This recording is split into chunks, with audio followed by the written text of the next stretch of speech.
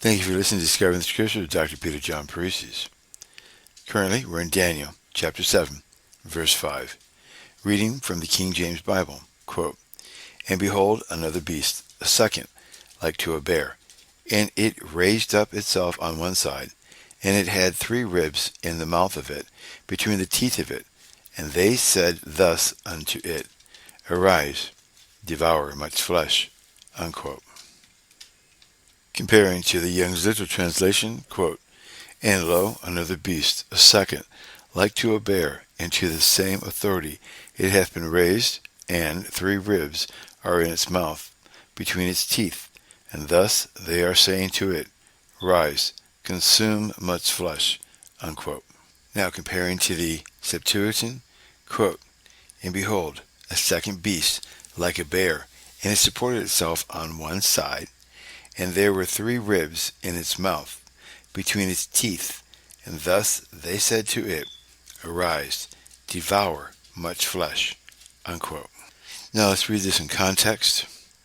The paragraph itself is this verse. So I'm going to read the verse before and after it.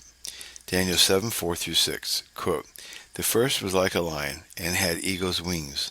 I beheld till the wings thereof were plucked, and it was lifted up from the earth, and made stand upon the feet as a man, and a man's heart was given to it. And behold, another beast, the second, like to a bear, and it was raised up itself on one side, and had 3 ribs in the mouth of it, between the teeth of it. And they said thus unto it, Arise, devour much flesh. And after this I beheld, and lo, another, like a leopard, which had upon the back of its 4 wings of a fowl. The beast had also 4 heads, and dominion was given to it." Unquote. Okay, parsing, "And behold, another beast, a second, like," that's a PL stem, casually written, active participle, so it's an unbroken continuity going on here, "like to a bear, and it raised up." Let's parse that. Now, that's an APL, which is a causative conjunction, perfect aspect, so it's complete. So it's caused to raise up itself on one side, and it had 3 ribs in the mouth of it, between the teeth of it. And they said, PL stem, casually written, participle aspect, so to be. And they said thus unto it, Arise, PL stem, imperative aspects of PL, casually written, and this is an order or command given to it. Arise, devour, PL stem, imperative, casually written, and it's a command, devour much flesh. That ends the parsing of this here. Now my dad was a hunter, and so were my uncles and all that. I took up hunting a little bit, but didn't like it. But here in this verse, we know from the documentaries that are on TV and films that a bear usually will eat other things besides meat. It'll break up an anthill. It'll look for insects in a stump. It'll tear those apart. It will kill its prey by breaking its neck or back, and then it will start to eat, and it will continue to go back to the carcass to eat on it until it's through with it. So it doesn't just kill and leave it like some wolves do, where they won't, eat all of it and they might leave the ribs. The bear will actually go and eat the ribs. It wants the ribs, and so it will go and eat them. So when it's over here chewing on the ribs, it's actually going back to the carcass to go ahead and eat.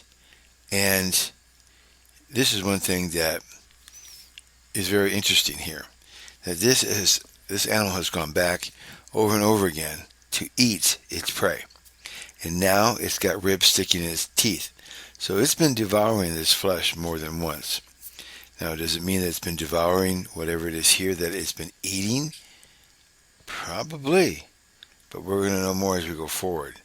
So think about that as you meditate upon the scripture. How awful is this scene? All right, now, we've gone through comparing the scriptures. We've cross-referenced them. We've looked at the original languages. Now let's go ahead and look at the commentary of John Gill and see what he has here for us from the ancient commentaries and, of course, himself. Quote, "And behold another beast, a second, like to a bear, another monarchy, and which succeeded the former, and rose up upon the ruins of it, the Medo-Persian monarchy." And so the Syriac version prefixed to its verse by the way of explanation. Quote, "The kingdom of the Medes," unquote, "like to a bear, less generous and strong than the lion, more rough and uncivil, but equally cruel and ferocious," which describes the Medes and the Persians as a fierce and cruel people, and less polished and more uncivilized than the Chaldeans, and answers to the silver, brass, and arms of Nebuchadnezzar's dreams. See Isaiah chapter 13, verse 17. Now I'm going to read this. It is written in the Hebrew language. Quote, "Behold, I will stir up the Medes against them, which shall not regard silver, and as for gold, they shall not delight in it." Unquote. Let's go forward. "And it raised up itself on one side, either of the lion, the first beast it destroyed, or rather on one side of itself, on the side of Persia, from whence Cyrus came, who was the principal instrument of raising this empire to the pitch it was brought unto." Some render it, quote, "and it raised up one government," unquote. One empire out of many nations and kingdoms it subdued. "And it had 3 ribs in the mouth of it, between the teeth of it, that is, 3 ribs covered with flesh, which it was devouring, the bear being very ferocious, and a great flesh eater. These, according to some, signify 3 kings that followed: Darius the Mede, Cyrus, Ahasuerus, and Darius, and so Charchi and Charches, and according to Joram, 3 kingdoms, the Babylonians, the Medes, the Persians. But rather, neither of these kingdoms nor kings can be said to be in its mouth, and between its teeth, as ground and devoured by it, unless the Babylonians, wherefore it is better interpreted by others as Theodorite, the 3 parts of the world it conquered, westward, northward, and southward, as we'll see in Daniel chapter 8, verse 4. Though it is best of all, with Sir Isaac Newton and Bishop Chandler, to understand by them Babylon, Lydia, and Egypt, which countries were ground and oppressed by the Medes and Persians, as the ribs of any creature are ground by the mouth of a bear. And they said thus unto it, Arise, devour much flesh, which Jerome refers to Haman's order to destroy the Jews in the time of Ahasuerus. But it was much better applied by others to, it's spelled Cyaxares, or Darius, sending for Cyrus to take upon him the command of his army, and to the Hyrcanians, Gobryas, and others, inviting him to avenge them on the Babylonians, promised to join and assist, as Xifax relates, or rather, this is to be interpreted as the divine will and the conduct of providence by means of angels stirring up the spirit of Cyrus and of the Medes and Persians to attack and subdue many nations, and particularly the Babylonians, and fill themselves with their wealth and substance. Hence they are styled the Lord sanctified, which he ordered and called to such service. See Isaiah chapter 13, verse 3. Reading from the King James Bible. I have commanded my sanctified ones. I have also called my mighty ones from mine anger, even them that rejoice in my highness. Unquote.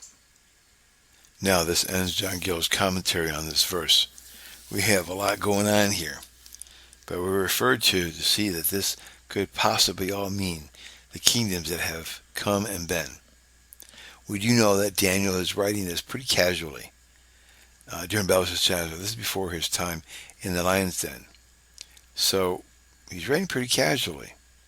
Why? Would this not terrify you even to relate it later?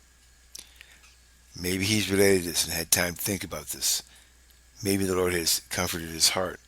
Because we're given not a heart of fear at all.